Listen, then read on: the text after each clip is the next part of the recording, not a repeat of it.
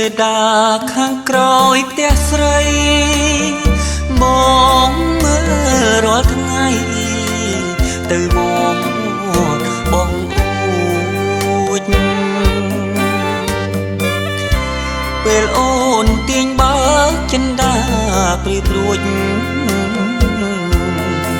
អូនបាត់បងអួចដូចមេឃព្រាត់ថ្ងៃ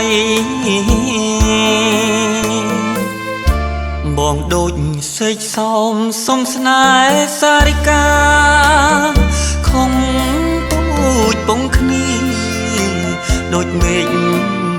នឹងដីសំណាងចៅចិត្តជាអ្នក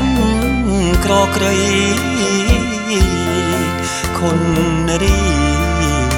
ប្រណីបានជាគូក្រងអូនជា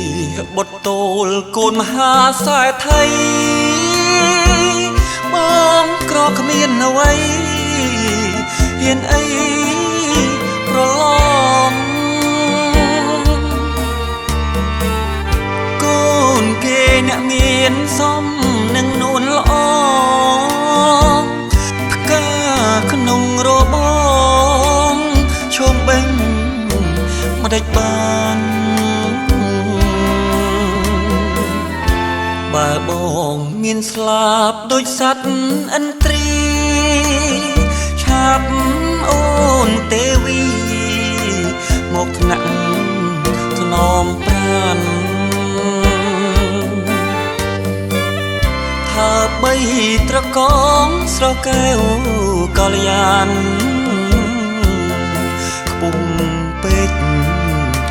អូស្មាបានត្រឹមរីងរៃ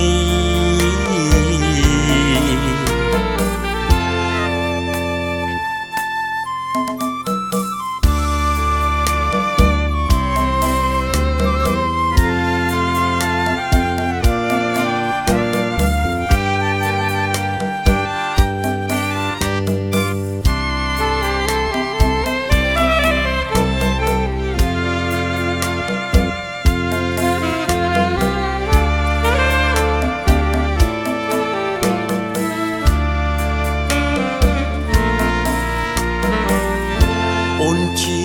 បុត្រតូលកូនមហាសែថីបងក្រគ្មានអ្វីហ៊ានអីប្រឡំកូនគេអ្នកមានសមនឹងនួនល្អផ្កាក្នុងរបងឈុំបេងមិនដេចបានបើបងមានស្លាប់ដូចសត្វឥន្ទ្រីឆាប់អូនទេវីមកថ្នាក់ថ្នមប្រានថាបីត្រកងស្រកែវកល្យានខ្ពស់ពេកអូស្មា